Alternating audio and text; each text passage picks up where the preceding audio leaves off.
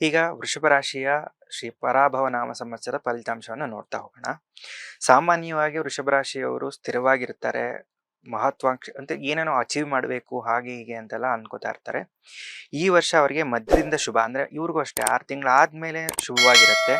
ವ್ಯಾಪಾರ ಮತ್ತು ಉದ್ಯೋಗದಲ್ಲಿ ಪ್ರಗತಿಯನ್ನು ಹೊಂದ್ತಾರೆ ಇವರು. ಈ ಉದ್ಯೋಗ ಅವಕಾಶಗಳು ಜಾಸ್ತಿ ಆಗಿರುತ್ತೆ. ಮತ್ತೆ ವ್ಯಾಪಾರ ಏನೋ ಹೊಸದಾಗಿ ಏನಾದ್ರು ಮಾಡಬೇಕು ಅಂತಂದಾಗ ಇವ್ರಿಗೆ ಇದು ಒಳ್ಳೆ ಸಮಯ ಆಗಿರುತ್ತೆ. ನಿರುದ್ಯೋಗಿಗಳಿಗೆ ಯಶಸ್ಸು ಕಾಣುವಂತ ಸಂದರ್ಭಗಳು ಜಾಸ್ತಿ ಇರುತ್ತೆ. ಉದ್ಯೋಗದಲ್ಲಿರೋರ್ಗು ಅಷ್ಟೇ ಪ್ರಮೋಷನ್ಸು ಅಥವಾ ಅವ್ರಿಗೆ ಆಗಿರುವಂತ ಒಂದು ರೆಕಗ್ನೈಸೇಷನ್ ಸಿಗುವಂತ ಕಾಲ ಆಗಿರುತ್ತೆ. ಶೇರ್ ಮಾರ್ಕೆಟ್ ಅಥವಾ ಈ ಶೇರ್ ರಿಲೇಟೆಡ್ ಏನೇನೋ ಮಾಡ್ತಿದ್ರೆ ಅದು ಮಧ್ಯಮ ಫಲ, ಸೊ ಅದನ್ನ ರೆಕಮೆಂಡ್ ಮಾಡೋದಕ್ಕೆ ಆಗೋದಿಲ್ಲ. ಮತ್ತೆ ನ್ಯಾಯಾಲಯದಲ್ಲಿ ಏನಾದ್ರು ಅಂದ್ರೆ ಕೋರ್ಟು ಈ ಥರದ್ದೇನೋ ಇದ್ರೆ ಸ್ವಲ್ಪ ಅವ್ರ ಫಲ ಮುಂದೂಡಿಕೆ ಆದ್ರೂ ಅವ್ರ ಪರವಾಗಿ ಆಗುವಂತ ಸಂದರ್ಭಗಳು ಜಾಸ್ತಿ ಇರುತ್ತೆ.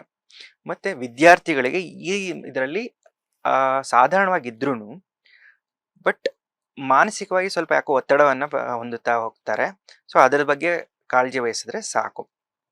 ಮಹಿಳೆಯರಿಗೆ ಅನಗತ್ಯವಾಗಿರುವಂತ ಅಂದ್ರೆ ಅವ್ರು ಬೇಡದೇ ಇರುವಂತದ್ದೆಲ್ಲಾನು ತಲೆ ಮೇಲೆ ಹಾಕೊಳ್ಳೋ ತರ ಅನಿಸ್ತಿದೆ ಈ ವರ್ಷ. ಸೊ ಯಾವುದೇ ವಿಷಯದಲ್ಲಾದ್ರೂ ಒಂದ್ ಸ್ವಲ್ಪ ಯೋಚನೆ ಮಾಡಿ ಮುಂದೆ ಹೋಗೋದು ಒಳ್ಳೆಯದು. ಮತ್ತೆ ಖರ್ಚು ಹೆಚ್ಚಾಗಿ ಕಾಣ್ತಾ ಇದೆ, ಅಂದ್ರೆ ಒಳ್ಳೆ ಖರ್ಚು ಜಾಸ್ತಿ ಕಾಣಿಸ್ತಾ ಇರೋದು. ಅಂದ್ರೆ ಮನೆಗಾಗಿ ಅಥವಾ ಇಂಥದಕ್ಕೆಲ್ಲಾನು ಖರ್ಚು ಜಾಸ್ತಿ ಆಗುವಂತ ಸಂದರ್ಭಗಳು ಕಾಣಿಸ್ತಿದೆ. ರಾಜಕಾರಣಿಗಳಿಗೆ ಪ್ರಭಾವ ಮತ್ತು ಅವರಿಗೆ ಒಂದು ರೆಕಗ್ನೈಸೇಷನ್ ಸಿಗುವಂತ ಸಂದರ್ಭಗಳು ಇದೆ ಈ ವರ್ಷ. ಚಿತ್ರರಂಗ ಮತ್ತೆ ಮಾಧ್ಯಮ ಕ್ಷೇತ್ರದಲ್ಲಿ ಯಾರು ಇರುತ್ತೋ ಅವರಿಗೆ ಅವಕಾಶಗಳು ಹೆಚ್ಚಾಗಿ ಸಿಗುವಂತ ಸಂದರ್ಭ ಆಗಿರುತ್ತೆ.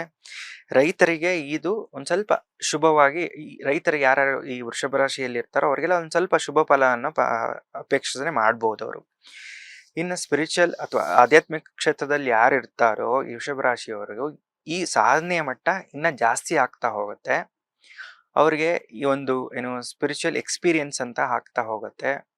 ಸೊ ಈ ಎಲ್ಲಾ ವಿಷಯಗಳನ್ನು ಪರಿಗಣನೆಗೆ ತಗೊಂಡು ಇನ್ನಷ್ಟು ಒಳ್ಳೆಯ ಫಲಿತಾಂಶವನ್ನು ಪಡಿಬೇಕು ಅಂತಂದ್ರೆ ವೃಷಭ ರಾಶಿಯವರು ದಕ್ಷಿಣಾಮೂರ್ತಿಯ ಒಂದು ಉಪಾಸನೆ ಮಾಡುವುದಾಗ್ಲಿ ಅಥವಾ ಪೂಜೆ ಮಾಡೋದಾಗ್ಲಿ, ಮತ್ತೆ ಶ್ರೀ ಸೂಕ್ತದಿಂದ ಅಭಿಷೇಕ ಮಾಡೋದು ಅಥವಾ ಲಕ್ಷ್ಮೀ ಪೂಜೆಯನ್ನು ಮಾಡ್ತಾ ಹೋದಷ್ಟು ಈ ವರ್ಷ ಇವರಿಗೆ ತುಂಬಾ ಸುಲಭವಾಗಿ ಅಥವಾ ಒಳ್ಳೆಯ ಫಲಿತಾಂಶವನ್ನು ಪಡೆಯುವಂತ ಸಂದರ್ಭಗಳು ಇರುತ್ತೆ.